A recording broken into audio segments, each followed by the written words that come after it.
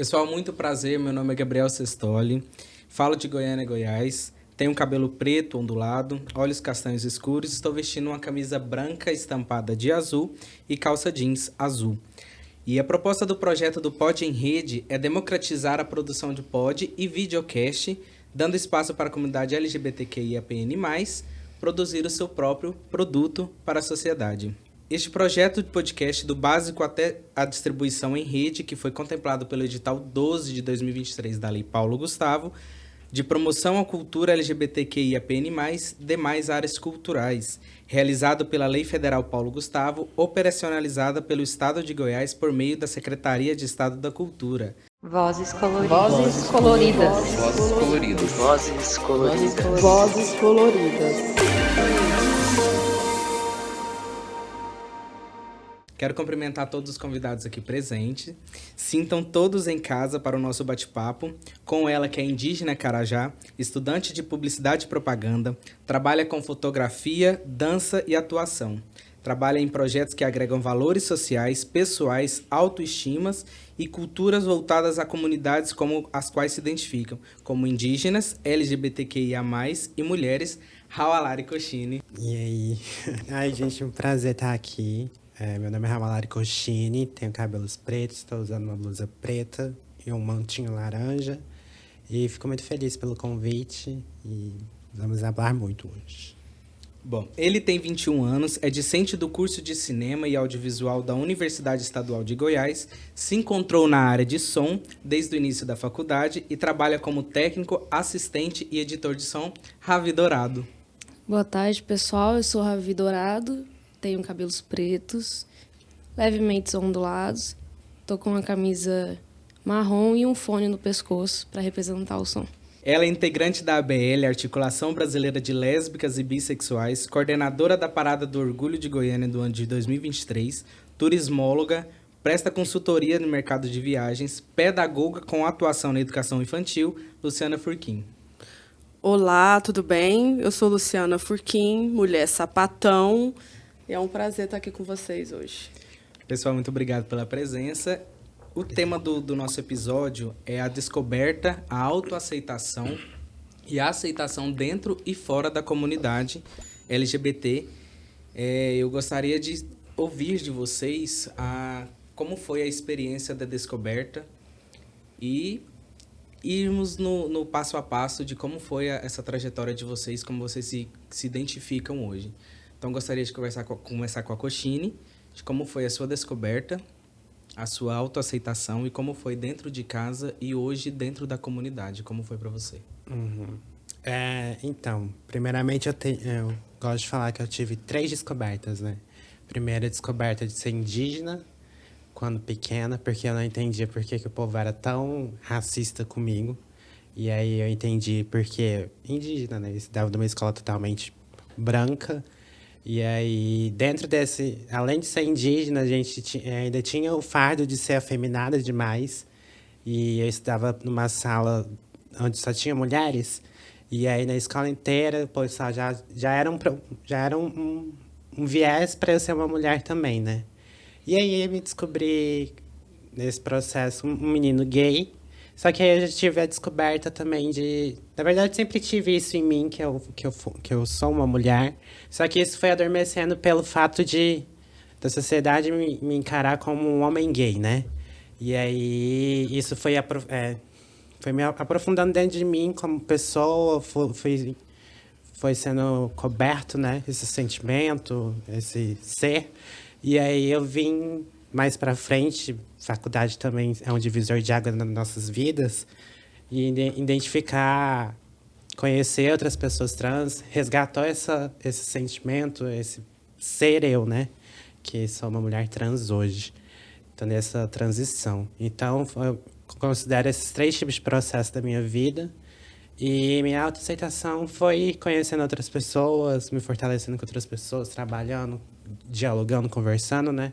Aí na autoaceitação eu não me aceitava muito, não. Porque quem nunca brigou, né? Quem tem religião, quem nunca brigou com Deus por ser assim, né?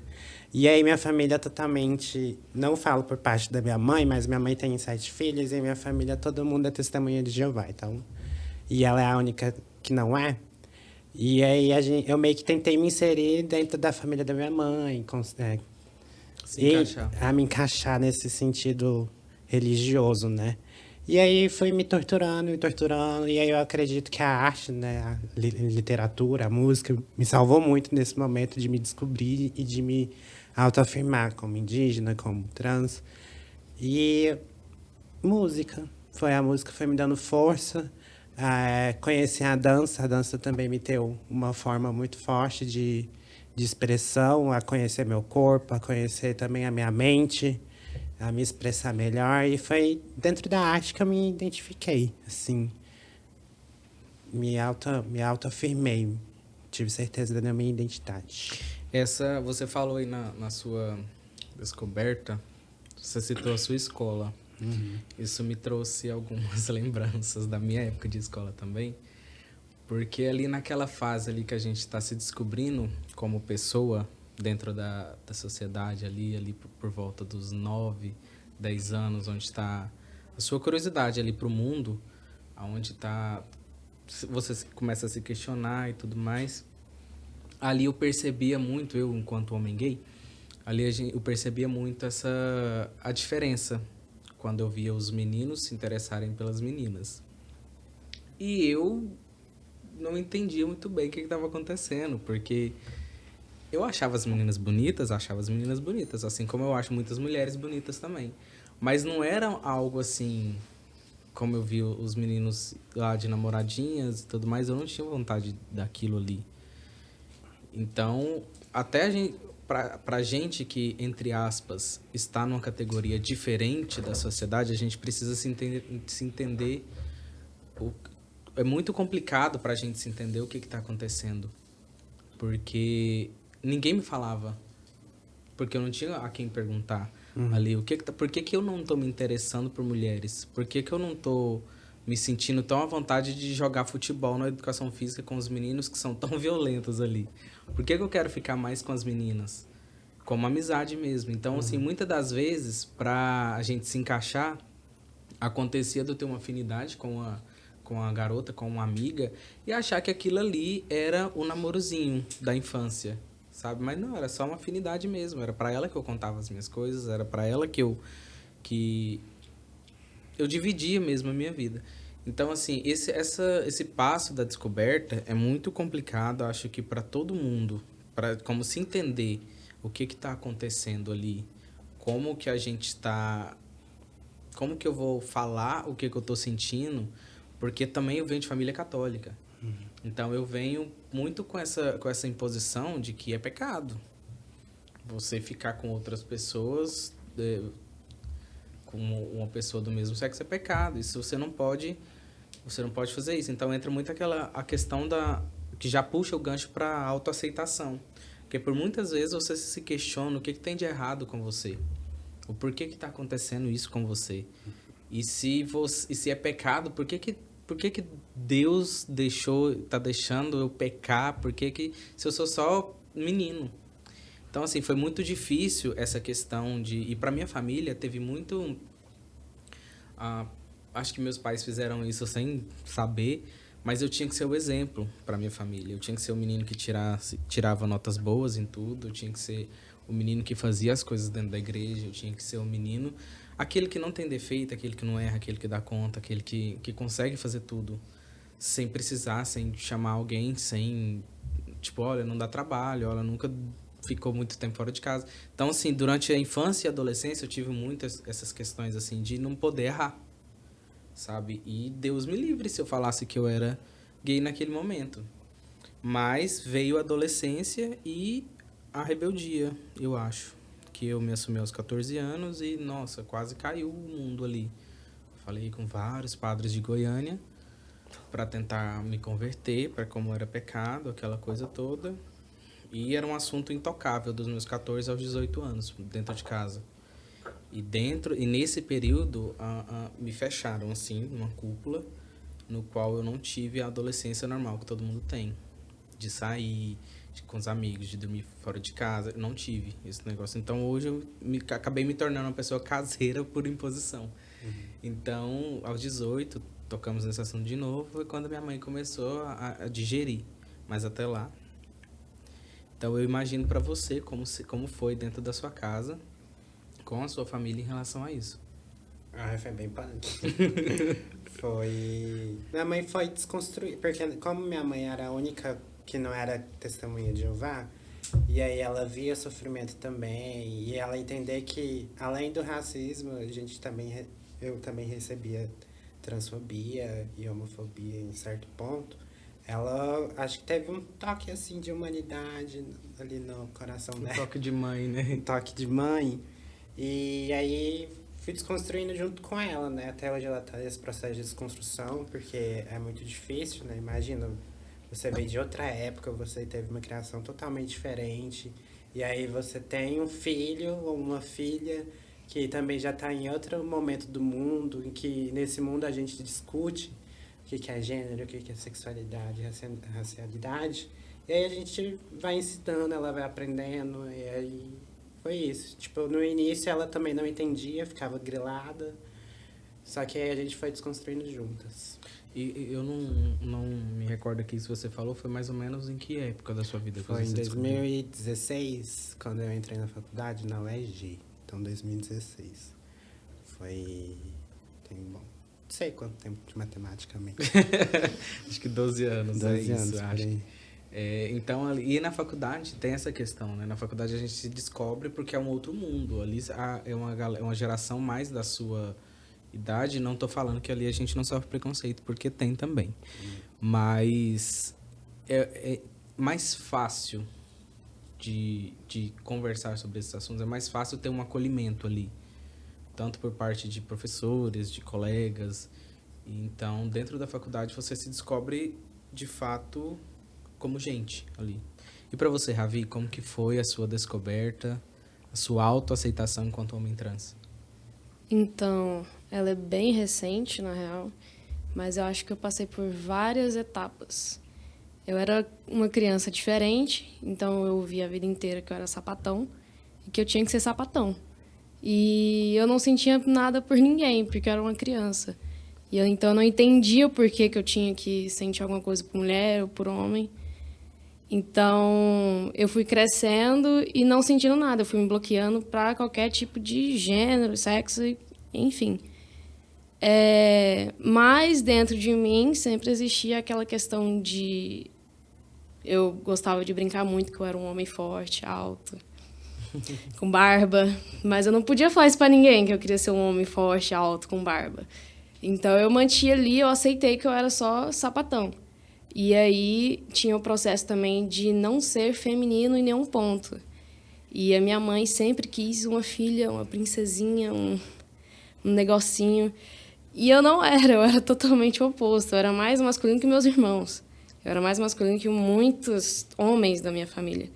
E eu me forçava muito a ser feminino e eu não conseguia. Não conseguia usar um vestido, não conseguia usar um salto, não conseguia passar maquiagem. Para mim, tudo isso era chato, tudo era fora de mim e me doía muito.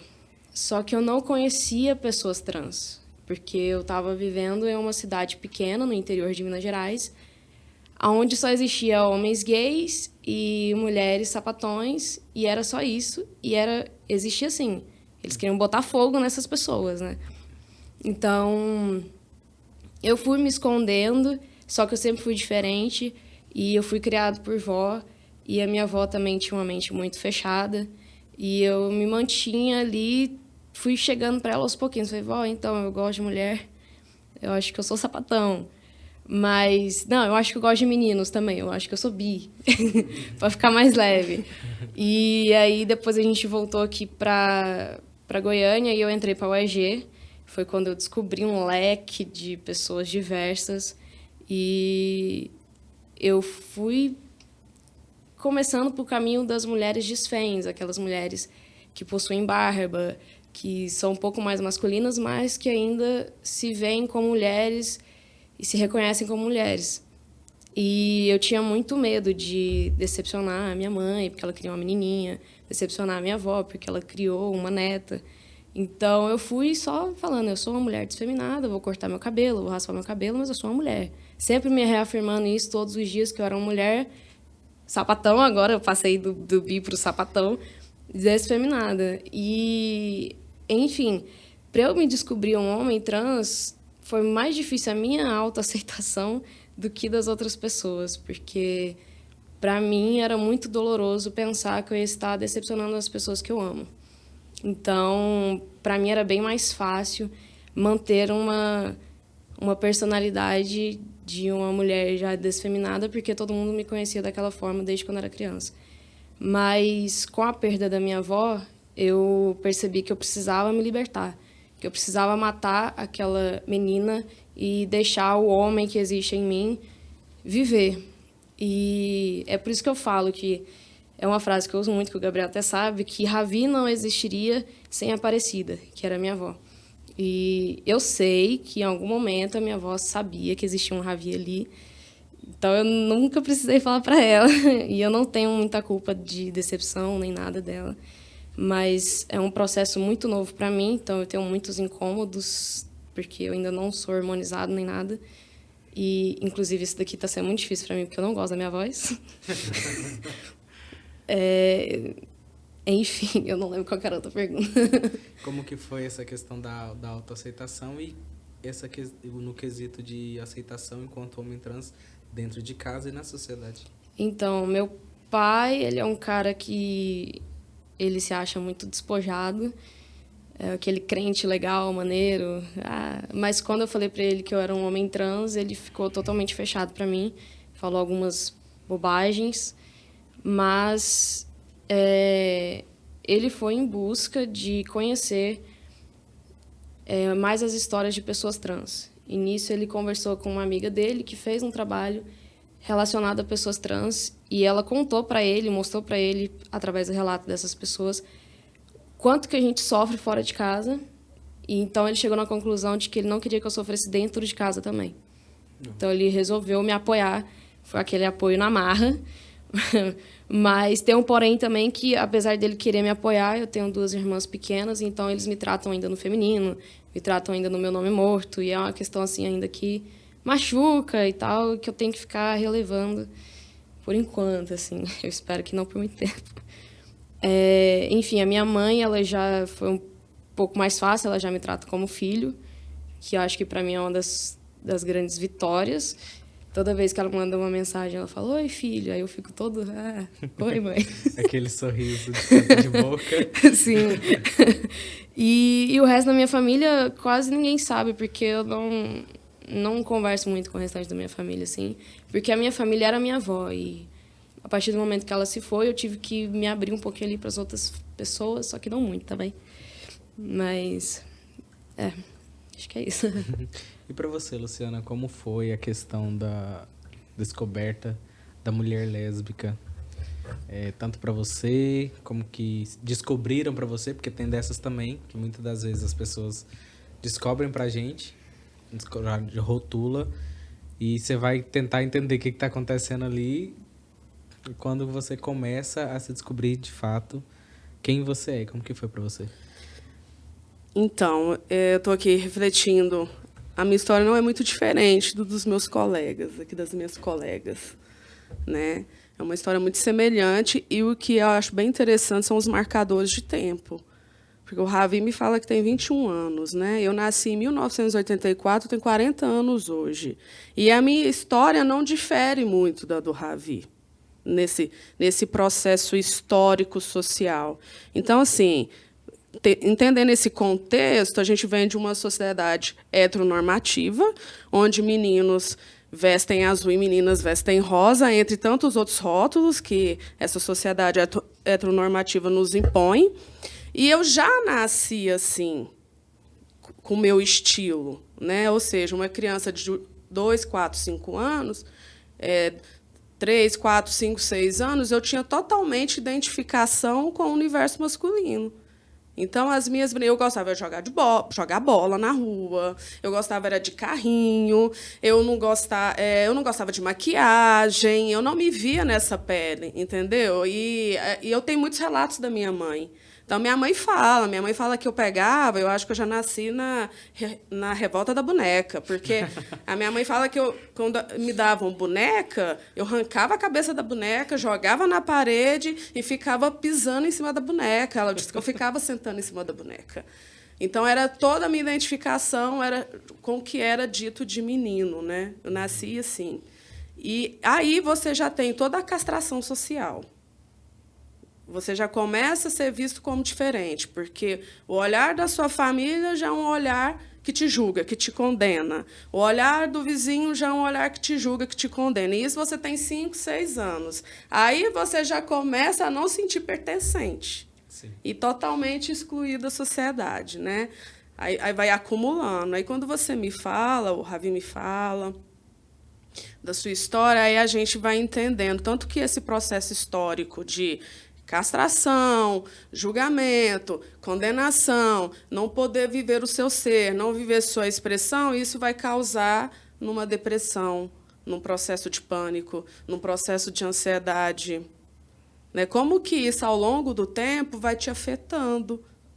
Né? Por isso que falar hoje de saúde LGBT, saúde mental LGBT, é extremamente importante. É uma pauta que Então, eu tive todo esse processo na infância, né, de não me ver, não me reconhecer em o que era de mulheres. Depois, o mesmo relato de você, para não ficar muito... não me reconhecer naquele grupo de amigas que já está no processo de adolescência. E aí, elas saem, e elas estão namorando meninos, e brigam por causa de meninos, e eu não via graça naquilo, né? Onde que elas vão, gente? O que elas estão fazendo da vida delas? E aí é onde a gente começa a se fechar mesmo. E ainda, para piorar, para contextualizar, né, um contexto religioso. Então, assim, eu ouvia coisas na minha infância, tipo assim, é o filho homem que o Júlio, que é o nome do meu pai, não teve. Porque eu venho de uma família de 3 filhas. Eu sou a caçula de 3 filhas mulheres. Então, eu, com 6 anos de idade, com 7 anos de idade, eu ouvia isso dos meus tios, de pessoas muito próximas. É o filho homem que o Júlio não teve. Né? Como meu pai foi um homem ausente, eu tive que lidar com essa questão com ele já mais tarde. Né? E aí, o que eu fiz? Sublimei. Eu sublimei a minha sexualidade. Eu não vivenciei a minha sexualidade. Dentro do processo onde a gente vai desenvolvendo paixões.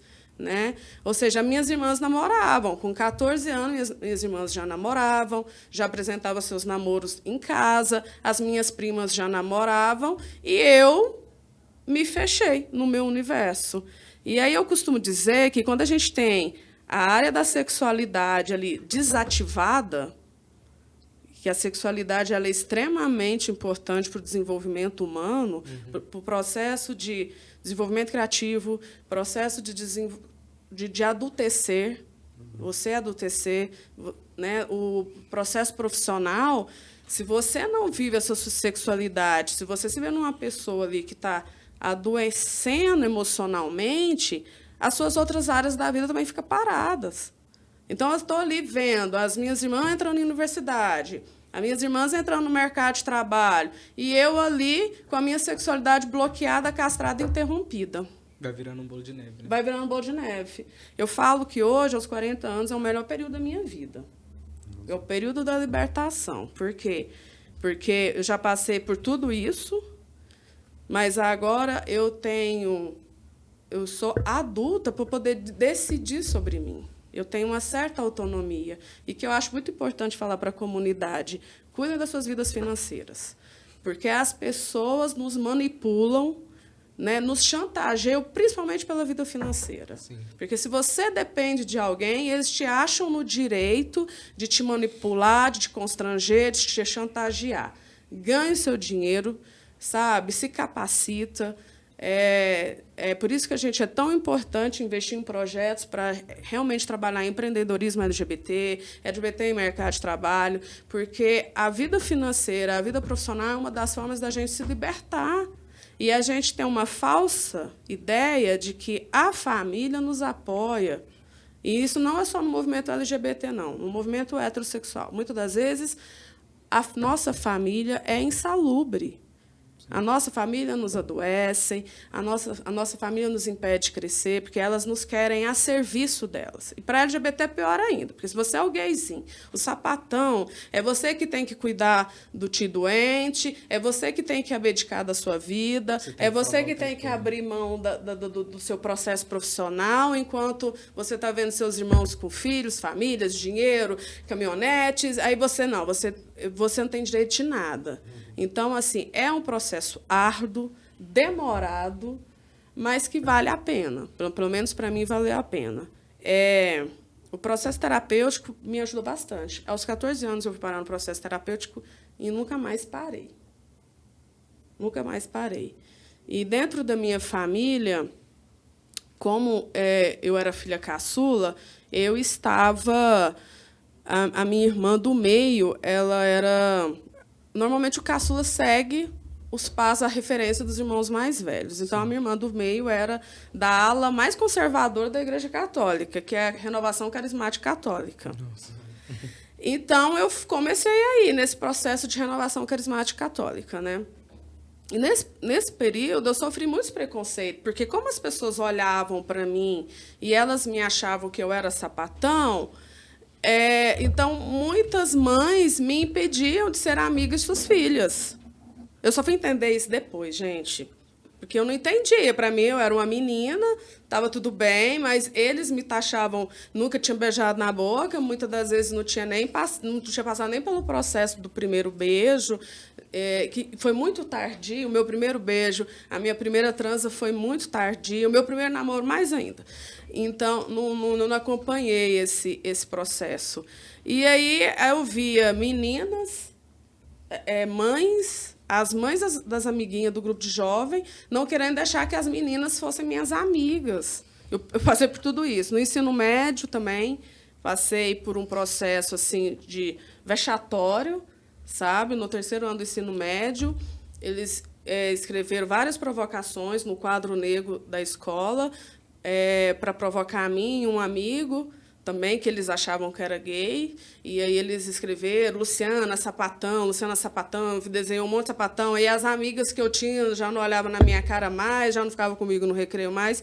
Então, assim, processos de preconceito foram vários. E aí isso só vai te afunilando, né? Então, nisso você perde amigos, nisso você deixa de se identificar, a gente deixa de conectar com pessoas, porque você já acha que, mesmo essa pessoa, às vezes é uma boa pessoa, ela não vai ter preconceito com você, mas você já está tão machucado que você já deixa de fazer conexões, porque você acha que vai ser mais um que vai agir com preconceito. Sim. E com algum tipo de exclusão. Essa questão da escola, a escola ela é um ambiente muito cruel assim, para a pessoa que é tida como diferente na sociedade, pessoas LGBTs, crianças negras, e assim em vários outros movimentos. Então, a escola é um momento muito cruel, porque ali a gente está lidando com crianças e adolescentes que muitas das vezes estão reproduzindo comportamentos que tem dentro de casa, e a gente carece muito de ter pessoas que, por exemplo, um diretor, um coordenador, um professor que intervém naquilo ali. Então, e o momento que a gente está vivendo hoje, de polarização política e tudo mais, isso é muito complicado é um assunto muito difícil de entrar diante deles, né? E eles, na ótica da escola, é um assunto muito complicado, porque tem os pais de maioria conservadora, que se você citar a palavra diversidade dentro da escola, já o mundo cai. Porque ali está querendo manipular o meu filho, está querendo destinar o meu filho para fazer essas coisas, como se a gente, né, aquela questão de acharem que somos más influências simplesmente por você querer ser quem você é, ter a liberdade de ser quem você é. Então, a escola é um ambiente muito hostil para a gente que é da comunidade LGBT, para outros movimentos sociais também. E hoje, eu considero, porque eu também presto serviço em escolas, eu considero hoje ainda mais difícil, um assunto muito mais delicado ainda de tocar, por questões políticas mesmo, que hoje, dependendo da maneira que você fala, um aluno que pega um celular e grava uma parte desconexa daquilo que você está tentando trazer, abrir a cabeça daquela criança, daquele adolescente, o aluno que pega o celular e grava aquela parte e joga nas redes sociais, isso é utilizado. Então, hoje a gente tem que lidar com a sociedade real e com a sociedade virtual ainda. Então, para a pessoa que é LGBTQIA+, e qualquer outra de movimento social, é muito complicado. Você sempre tem que estar pronto para o embate, você tem que estar pronto para o debate, você tem que estar pronto para tudo. Então, assim, essa questão de você ter falado aí que você tem que ser a filha que larga tudo para cuidar de um tio que está doente, para cuidar de uma avó, para cuidar dos pais, você tem que ser essa pessoa, o tempo todo você tem que estar provando que você é bom, que você é uma pessoa boa. Porque tudo que você faz, você é um excelente profissional, você é uma excelente pessoa, você tem um mundo assim de gente que gosta de você, mas você tem que ser invalidado o tempo inteiro pelo simples fato de que você é lésbica, que você é um homem trans e que você é uma mulher trans e que eu sou um homem gay. Então, assim, não importa o que a gente alcança, não importa o tipo de coisas que a gente consegue conquistar, a gente é invalidado o tempo inteiro. Então é cansativo a gente ter que ficar provando o tempo todo que eu sou uma pessoa como você, eu sou um profissional como você. Que parece que a sua sexualidade está sempre em evidência, a sua identidade de gênero está sempre em evidência. As pessoas te rotulam de uma forma que parece que elas não conseguem te enxergar além daquilo ali. Então o tempo todo a gente precisa estar nesse embate. O tempo todo a gente precisa falar. E se você fala muito, ainda é mimimi. Você está se vitimizando. Para pessoas que não passam por isso, para que não sentem na pele, é muito difícil de entender. Mesmo que eu acredite que as pessoas entendem o que elas querem. Mas é muito complicado assim, a gente ter um acesso numa sociedade patriarcal, heteronormativa e conservadora que tem se tornado, ou sempre foi, eu não sei, eu ainda estou confuso em relação ao que a gente está vivendo nessa onda, porque é uma geração que vem que cresceu ali fora do conservadorismo e que hoje tem um conservadorismo exacerbado, que a gente não pode citar a palavra diversidade, por exemplo, porque já é um absurdo, dependendo do lugar que você está. Então, eu ainda estou buscando entender o que está acontecendo assim, né, nessa sociedade, enquanto homem gay, porque, inclusive, eu li recentemente que acho que mais de 60% da população brasileira, ela não se sente confortável em se assumir dentro do local de trabalho. E isso é muito grave. A gente está em 2024 e as pessoas não têm conforto em se identificar como: oi, sou o Gabriel, sou homem gay, trabalho com comunicação, porque isso tira a credibilidade. Isso foi uma pesquisa feita dentro da comunidade. Então, assim, a quantidade de pessoas que passam por isso calados é preocupante. Então, eu fico mais assustado com as coisas que têm acontecendo. Você estava falando sobre a questão do trabalho, né? Para mim, o mais difícil é as pessoas acharem que eu quero ser cis. Eu não quero ser cis. Eu sou um homem trans e ponto. Eu não quero agir como um homem cis, hétero, normativo e tal. Ai, tem que me tratar que nem um homem. Não, eu sou um homem trans. Inclusive, eu acho que eu tô na minha época mais feminino, que eu consigo lidar, me expressar melhor a partir do momento que eu me assumi, aceitei quem eu sou. Não tenho aquele negócio de eu tenho que ser aquele machão, não tenho mais isso dentro de mim. Eu acho que eu tô bem mais resolvido com isso. Mas também eu tenho aquele medo de eu chegar num lugar e as pessoas me invalidar justamente por causa disso. De me verem como menos homem por conta dessa questão, de que eu me sinto mais tranquilo de conversar com as mulheres e, às vezes, não quero conversar muito com os homens porque eu fui criado como uma menina. Então, eu acho a maioria das falas de homens que foram criados como meninos problemáticas. Então, eu fico, não gosto, então não vou conversar com eles, porque senão vai rolar muita briga. E, enfim, as pessoas caçam muito o que invalidar na gente, né? Você pode estar já no ápice da sua transição, da sua harmonização, da sua aceitação.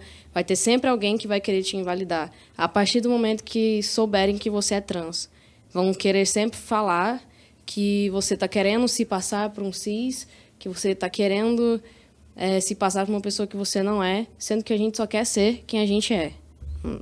Certo? Eu acho que... Certíssimo.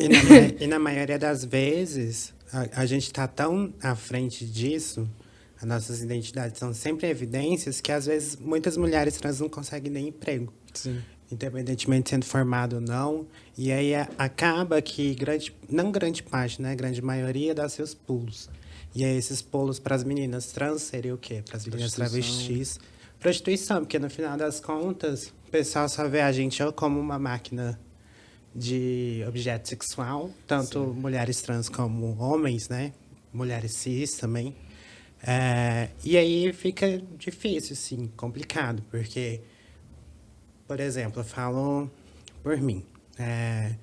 Estudo, faço faculdade, já trabalhei, tenho um currículo, fiz uma série de coisas. Só que, assim, você sabe quando tem um preconceito ali, por que a pessoa não quer te contratar? Sim. E aí, quando você entra num lugar de trabalho, e aí você fica nessa, será que o povo vai... Você fica com medo das pessoas tentarem te descobrir que você é uma mulher trans, que você é um boy trans. E aí você vai... E acaba que isso atinge também no seu modo de entrega no trabalho, né? Porque isso vai deixando sua mente muito pilhada. Você fica o tempo todo. É aquela questão da gente sempre ter que se validar de alguma forma. Bom, gente, a gente está caminhando para o final do nosso episódio. Mais uma vez, muito obrigado pela presença. E eu vou pedir para que vocês deixem uma mensagem para quem estiver passando por isso.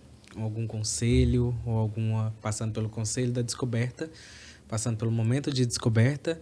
E é isso. Começa com você. Gente, muito obrigada pelo convite. Fico muito feliz em estar nessa mesa com vocês, ouvir a história de vocês. Para a galera de casa, nunca deixe de estudar. Estudar faz bem, aumentar a nossa mente, abre portas também. Seja mais gentil, prestativos. Analise sempre os outros. Faça as histórias dos outros também uma história para ti, um conhecimento para ti. E é isso. Um beijão. Ravi. Obrigado pelo convite. Eu acho que agora eu tô menos nervoso. Eu acho, ainda tô nervoso. Mas eu não sei um conselho para dar, porque eu tô tão no início que eu tô mais querendo receber conselhos do que dar conselhos. Porque a Luciana falou sobre a questão da saúde mental que a gente passa, e eu tô nesse processo ainda da minha mente, muitas vezes querer me auto-sabotar, sabe? Porque você cresce ali escutando várias coisas, e até você desescutar aquelas coisas é muito difícil. Então, eu acho que o que eu quero falar para você que está passando por esse processo, não deixe de cuidar da sua saúde mental, não deixe de procurar outras pessoas para conversar, não fique se reprimindo tanto, seja quem você é, e eu acho que no final da caminhada, que é essa caminhada longa, que eu ainda estou bem no inicinho da ponte, vai ser bonita e a gente é forte e a gente consegue. Acho que é isso. Sim. Luciana? Então, conselhos. Se o conselho fosse bom, seria vendido, né? Tô vendendo o meu. Bom, quando eu estava na minha adolescência, eu tinha um amigo, assim, ele era um amigo muito filosófico. Ele era bem mais velho do que eu. E ele era muito filosófico, né? E eu ficava ouvindo as coisas que ele falava. E ficava assimilando, sabe? Eu pegando umas coisinhas para mim, assim. Ele falava uma coisa que isso foi muito marcante, assim, para mim.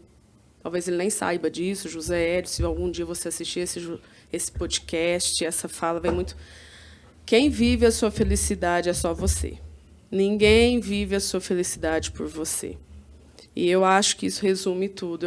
Eu penso assim, numa sociedade tão violenta, o amor é revolução. Pensa.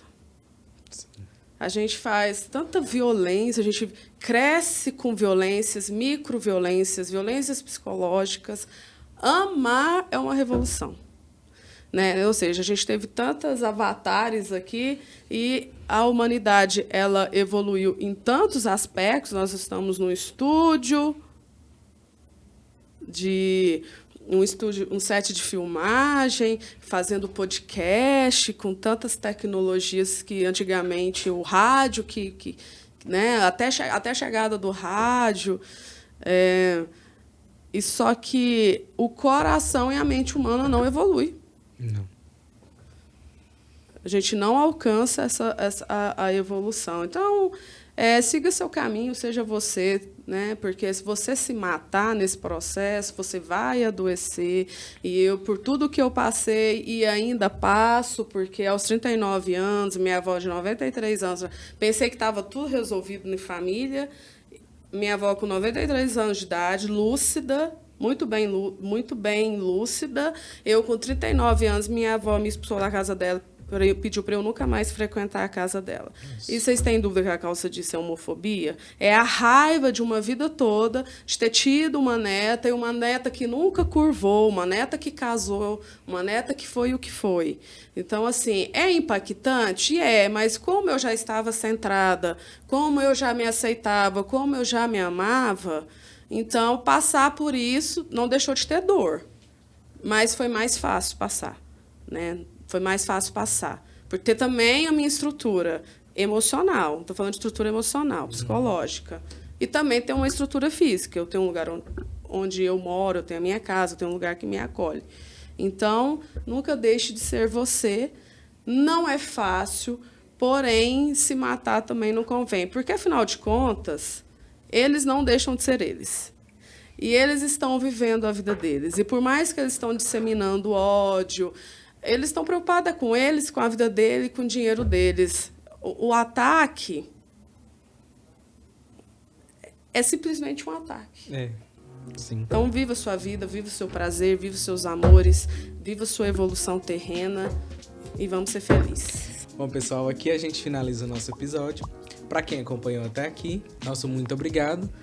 Não deixe de compartilhar esse episódio e não deixe de acompanhar os próximos episódios que estão por vir. Muita coisa legal por aí. Tchau, tchau.